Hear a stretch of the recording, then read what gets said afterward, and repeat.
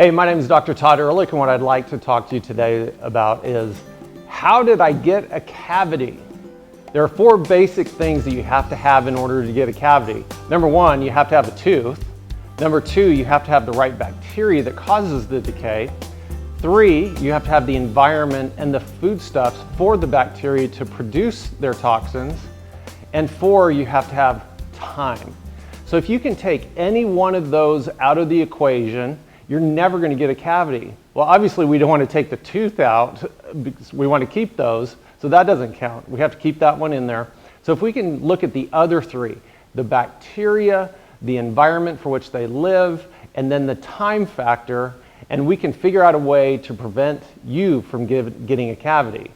There are over 600 bacteria in your mouth. It's disgusting. There's nothing we can do about it. There's not a pill you can take. There's not a rinse you can rinse all of them out with. It is what it is. But what we can do is control the amount of bad bacteria. That's the goal. So there are good bacteria and there are bad bacteria. The bad bacteria cause tooth decay, gum disease, and there's even direct linkage or correlation of gum disease bacteria with cardiovascular disease. That's been well documented in the literature for over 15 years. Bacteria have something that's called the biofilm. Biofilm is the ooze that the bacteria actually releases outside their cell wall so that it can form to structure.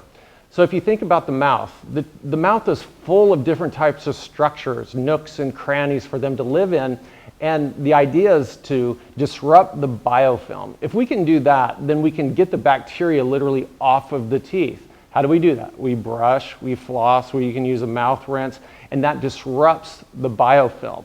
The mechanical action of floss going between your teeth or a toothbrush and toothpaste sliding over teeth and gum tissue actually disrupts that and allows the bacteria to get off of the teeth. So if you're not doing one of those things, you're actually allowing bacteria to build up more biofilm. In fact, we've all seen it when you haven't brushed your teeth in a few days and you scratch your nail around your teeth and you see all that white plaque, what we call it. That's the biofilm and the bacteria within it. Think about that for a second. When you just scratched your tooth and you can see enough white material that's on there, that's like a petri dish of bacteria. It's bad, it's nasty, it's what causes bad breath, it's what causes decay. So let's get that stuff off. Let's disrupt the biofilm.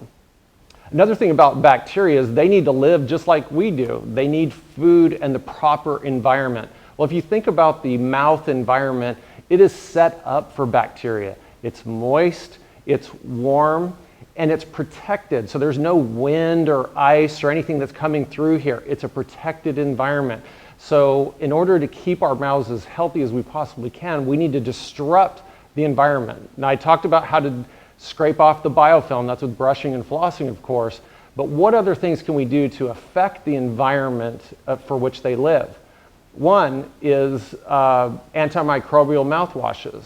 There are many on the market that actually kill bacteria, but what it also does is it disrupts that biofilm, kills the bacteria, and so it lowers the bacterial count in the mouth.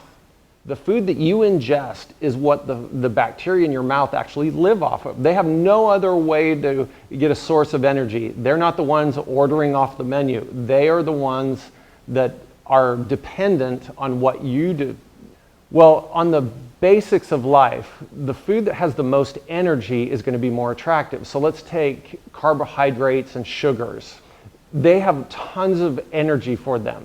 So when you eat a lot of candy, that is a lot of sugar, and that sugar gets down into all those nooks and crannies between the teeth, and the bacteria just thrive off of it. That's the reason why junk food, which we know has a lot of energy, a lot of carbohydrates and sugars, actually cause decay more likely than other food sources. So what you eat matters. Time has a lot of impact on whether or not you get a cavity. So let's say we have a tooth. We have a lot of bacteria living all around it. We have a bunch of sugar that's sitting all over it. We just drank some soda and it's being bathed in the tooth, and bacteria are just having this major party. Well, if we can control the amount of time that the party is happening, then we have less likelihood of getting a cavity. As the bacteria ingests the food source, it actually expresses out the waste, and that's the toxins that actually eat into the enamel or cause inflammation.